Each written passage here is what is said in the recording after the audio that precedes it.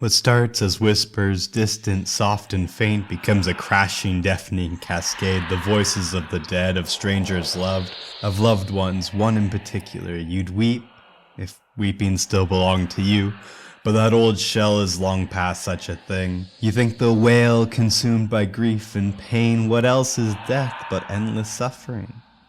But no, they do not scream or gnash their teeth.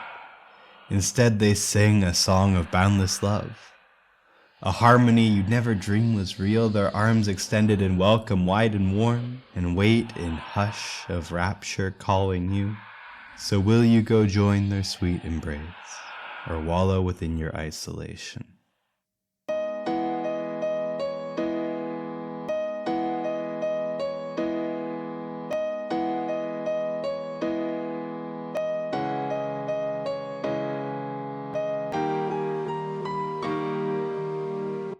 If I could do it all again, I would, in just one heartbeat, choosing it once more, that feeling of connection, full, complete escaping from my lonely human curse. Whatever else my tale may yet reveal, I'll never rue that day, although by now it's merely one small droplet in the waves of vast and endless oceans lost to time. I'd always loved exploring caves, since days when I was younger my dad would take me down into the earth, just him and me and stone.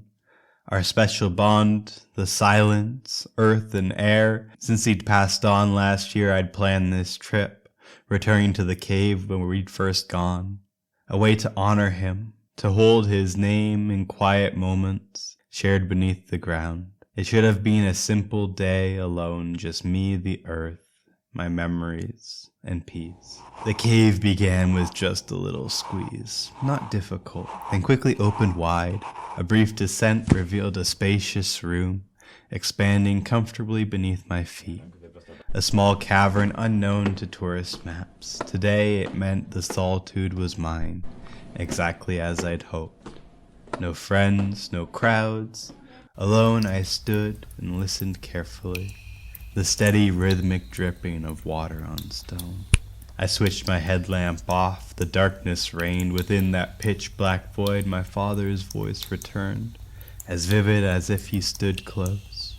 Too many live their lives assaulted by the noise, the sights humanity has made. He'd spoken long ago, comforting me when darkness frightened and I cried in fear.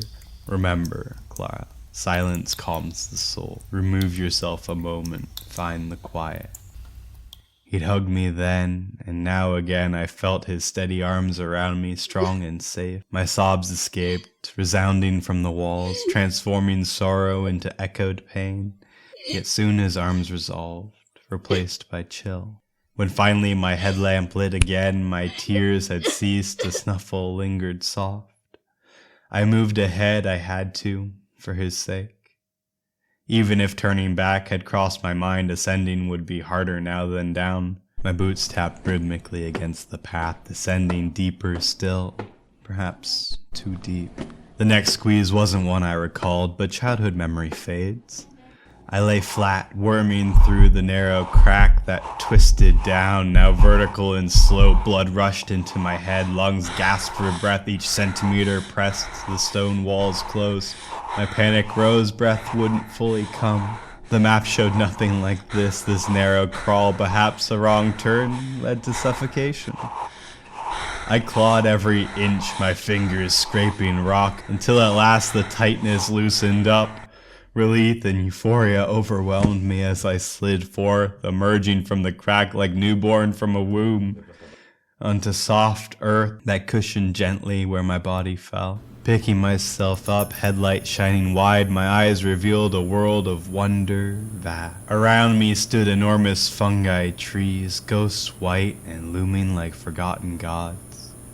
My terror turned to awe as cautious steps echoed upon the moist, decaying ground. The air was thick with scent of ancient rot, fueling these towering fungal giants' growth. Beyond my light's reach, tiny glowing spores floated gently, disturbed by my approach. I gasped sharply, spores drifted closer still. Upon one mushroom trunk my beam revealed a face. etched clearly as if carved from stone. Rational thought insisted this can't be. A human mind sees faces everywhere, yet undeniably it smiled at me, a smile that sent chills crawling through my flesh. My feet took flight before my mind could act. A light unveiling faces, horror-filled, frozen forever in grotesque delight. Thoughts raced to escape, yet where and how this nightmare forest stretched beyond all sight. Could I retreat back through the narrow squeeze? But hopeless direction, now I was lost.